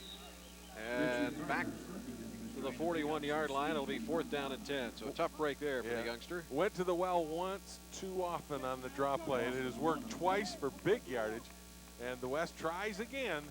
And this time Carter slips, but it was defended well enough. He wasn't going to get much out of it anyways. You take a look at it. Quarterback shows the pass, hands to Carter. There are two people looking right at him. He tries to make a cutback and slips on the turf. And now that roughing penalty really looks big to the West. Paul Cummings to punt, aiming for the corner, but this one won't get anywhere near it. High end over end, hits at the 20. Big high bounce, West bounce. And it is going to be down somewhere around the 17-yard line. Well, we have 5:53 to go. Don't go away. This one is far from being over. It's 21-17, the West.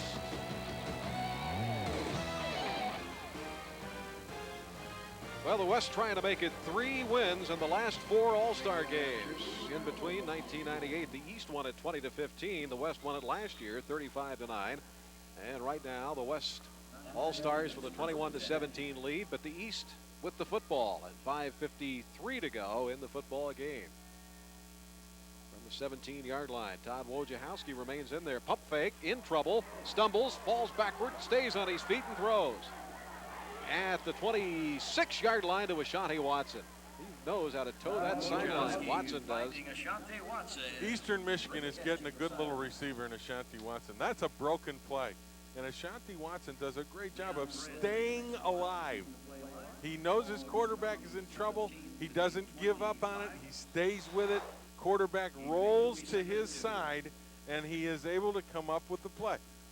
Good job by Wojciechowski, buying enough time. Throws it over there, and then Watson, again, tiptoes on the sideline, but keeps himself alive, gets in the quarterback's view, so he's got a target. Watson, a USA Today All-American.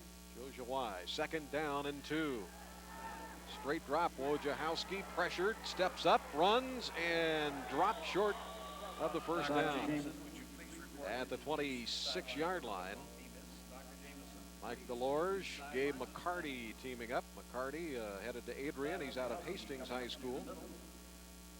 So a big 3rd down, about 1.5 yards to go. Big play for the East. Huge trail play. by 4. Huge play. You know, each team, Mark, in this game was given the opportunity for 4 trick plays. And we really haven't seen any yet. Is it too early to bring one out on a 3rd down and short? We'll find out. Well, Jim Benefield, the East coach, said he had a double pass.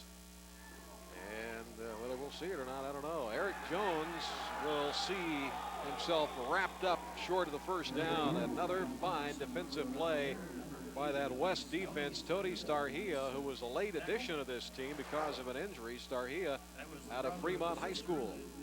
Tony Starhia, crazy 8. That's what they're calling him because he wanted number 8, and talked to a friend of his who is a friend of his father's, actually, who said he took number 8 because he'd like to be called Crazy 8.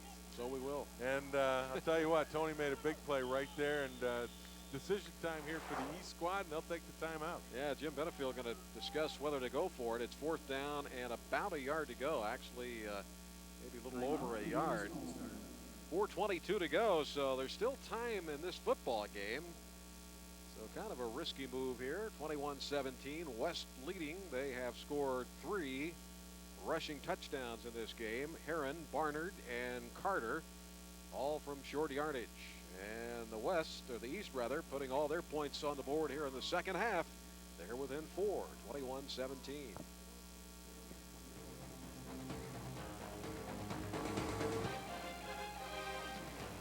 Back at Spartan Stadium, East Lansing, the big smokestack overlooking Spartan Stadium. But wait a minute, Jim, that says MSC on it. One of the great landmarks here outside of Spartan Stadium. Michigan Agricultural College was what it was first called, then Michigan State College, and then it got university status to the current Michigan State University. Big play here. They're going for it on 4th down and about a yard and a half, trailing 21-17.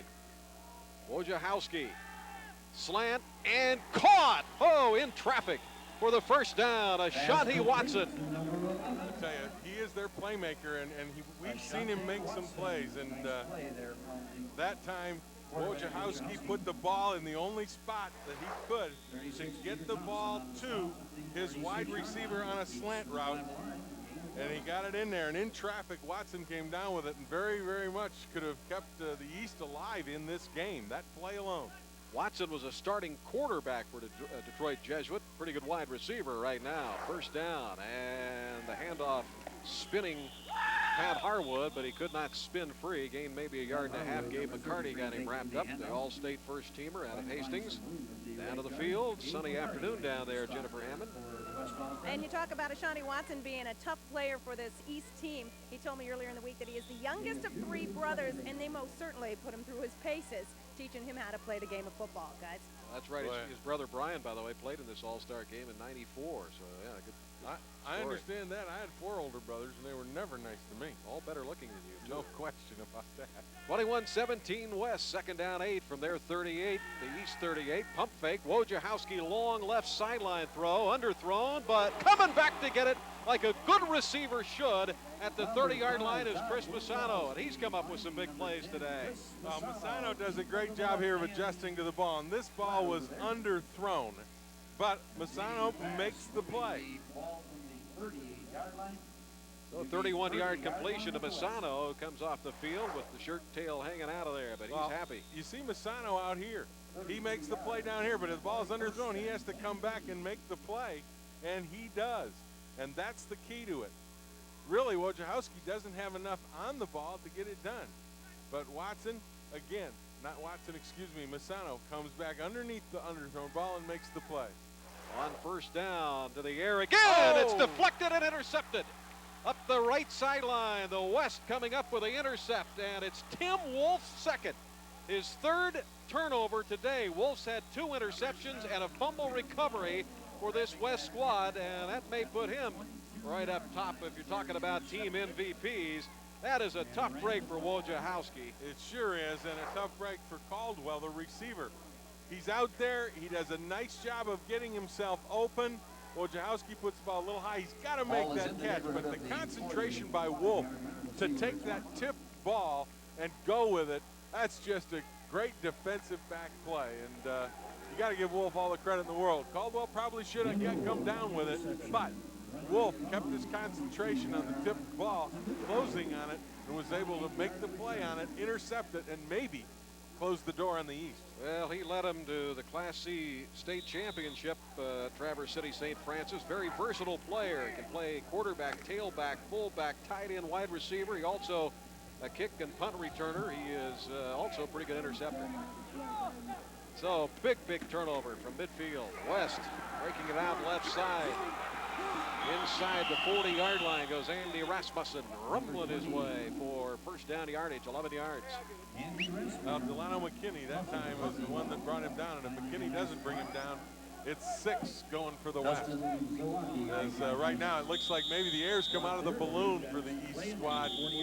That interception might very well have taken all the heart out of the East when they were driving for the winning score, and then to have it taken away by Wolf on an interception. Something going on the East sideline right down below us.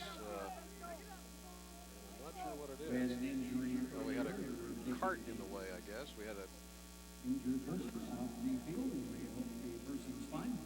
a cart leaving the field. You can't see it on our picture, but I don't know what that was all about. Well, we'll get Jennifer Hammond on that one to find out what that was all about. Well, sometimes they don't like that cart on the sideline because if a player will... I think they were taking someone off. Might have been one of the assistant coaches. So anyway, we'll let you know. First down from the East 40. The West leading 21-17. Inside 2.5 minutes to go in this football game. Handoff goes up inside again. Andy Rasmussen, the fullback. And his forward progress takes him down to the 37-yard line before he is driven back Rasmussen headed to Ferris State. Down on the field, Jennifer Hammond. Jen, what do you got for us? Game 2 on the plate.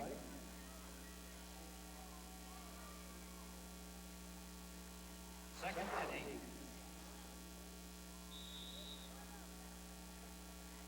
Well, the East right now with 2 timeouts left, 1:50 clock running. I think if they stop the West here, they will start using their timeouts.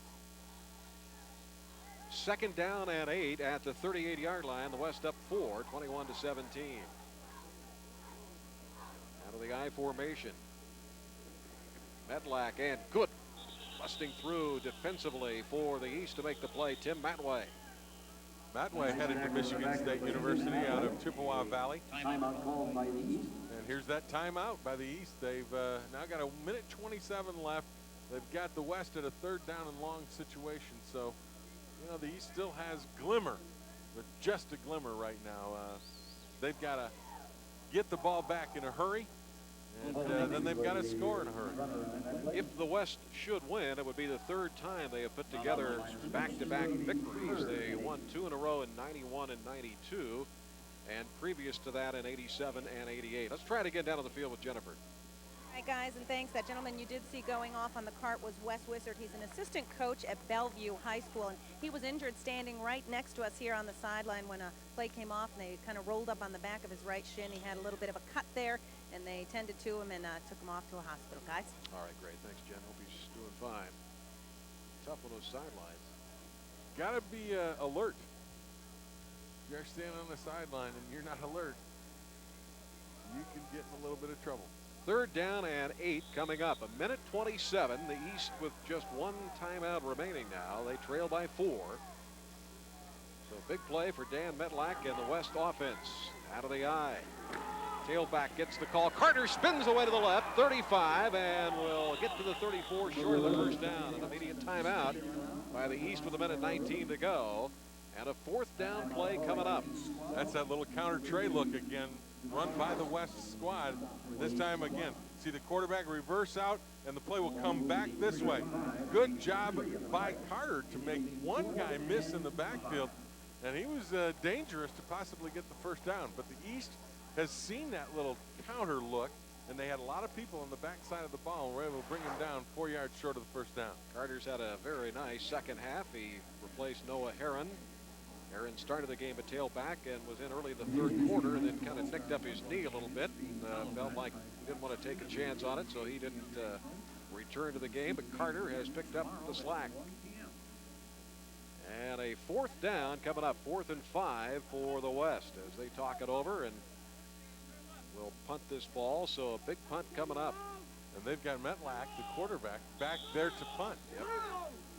We'll see how he does. Yeah, could this be one of their trick plays?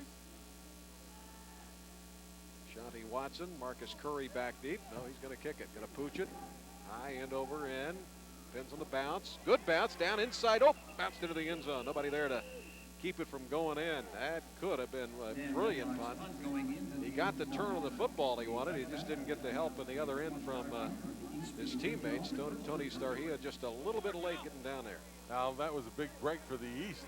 They could have had that ball dropped inside the 5-yard line. So now with no timeout, trailing 21-17, they've got 1:11 seconds left to go the distance and snatch a victory from the jaws of defeat. Well, they've got the strong-arm quarterback in there, Jermaine Gonzalez. Now, the guy I'm watching, if I'm a West coach, I'm putting 2 people on Ashanti Watson. He's lined up to the near side. Back to throw left instead, and this one is underthrown. Chris Fasano was the intended receiver, and you know, watching Gonzalez all day long, he's got kind of a smooth delivery, but he just hasn't had that touch today. He hadn't really had that strong throw. A little out of sync. Yeah, he is. He just he hasn't really doesn't have his feet set, doesn't look comfortable throwing the football, because through high school he was a much better passer than he's shown today. Second down and 10 with 1:07 to go in the game. West by 4, 21-17. The East has it 2nd and 10. Gonzalez, short drop left, throws out there and caught. They tried a reverse, instead threw it away, picked up on the fumble, and Drew Boyarski takes it in for the touchdown. Crawford tried to pitch it back after the reception to a teammate, and there was nobody there. And Boyarski picked it up and took it into the end zone for the touchdown. Boyarski, who had an interception in the opening half, a fumble return for a touchdown here in the fourth quarter.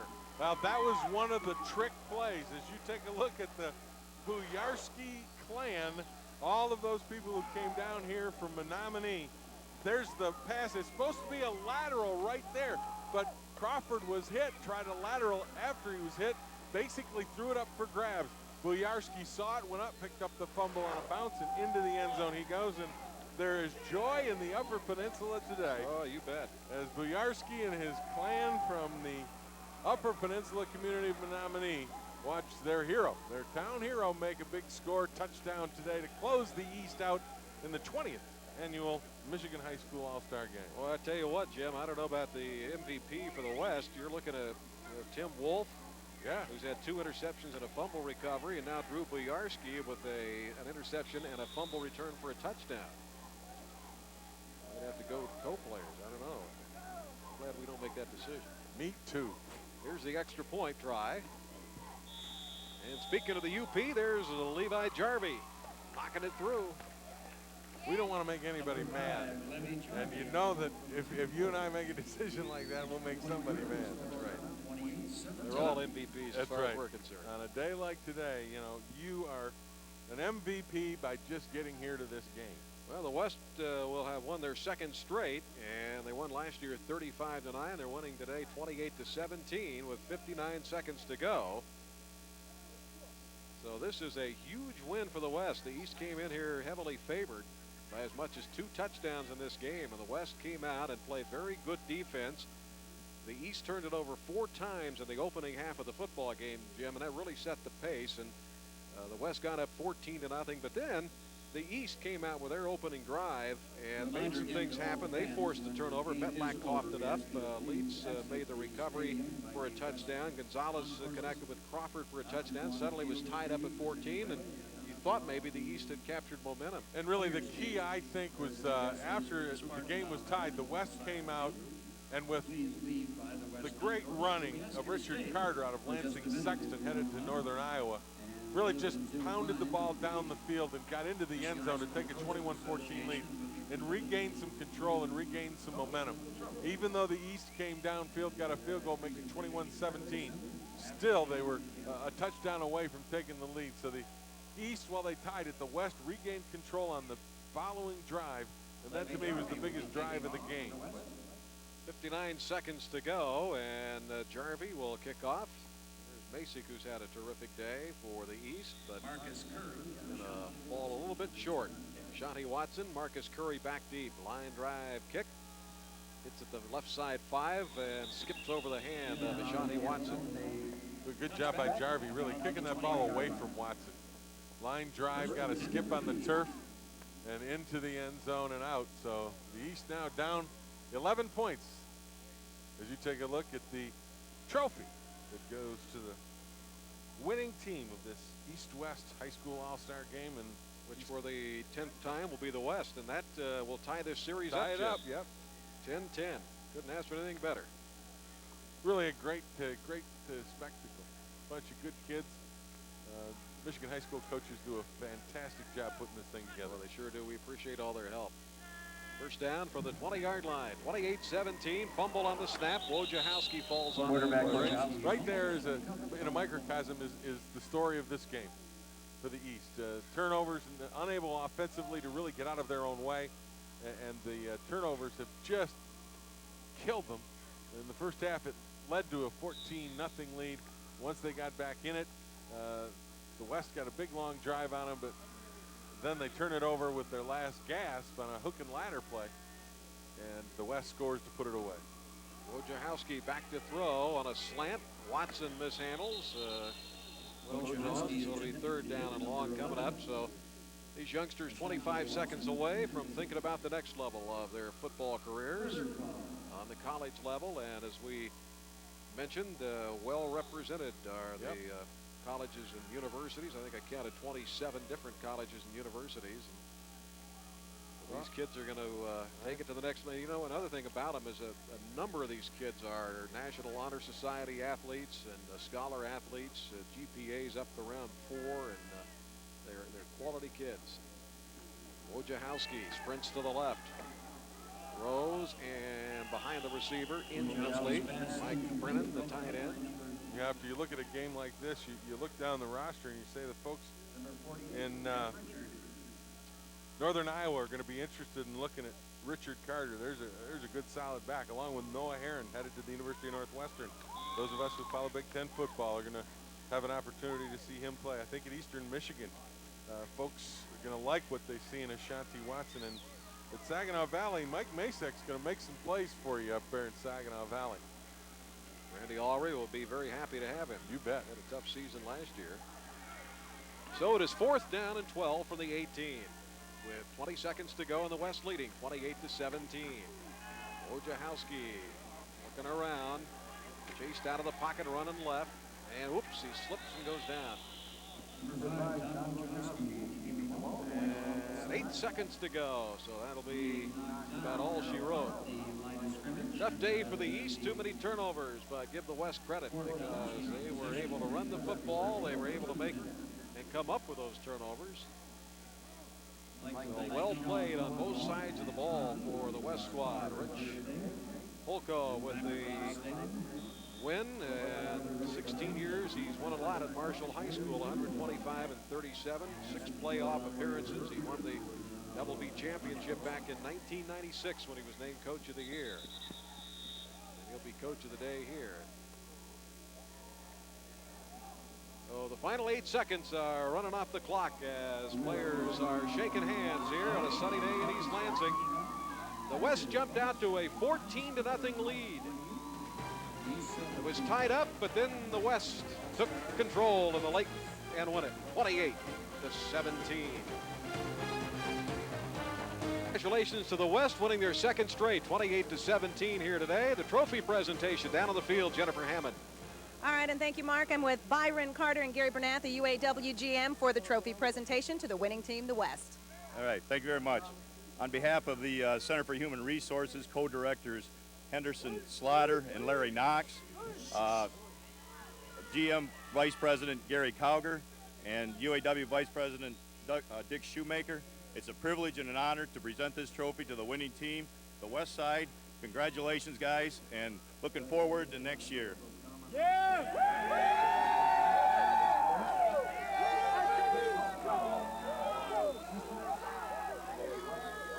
right, and there you see the excitement of the West team, the winning team. If we can get in here, a word with the winning coach. Coach, how did it feel? What did you guys feel like was the difference today? We were running out of players. We had, it's a very, very physical game. But I tell you what, these kids have worked hard all week. They worked hard all week. They believed in each other.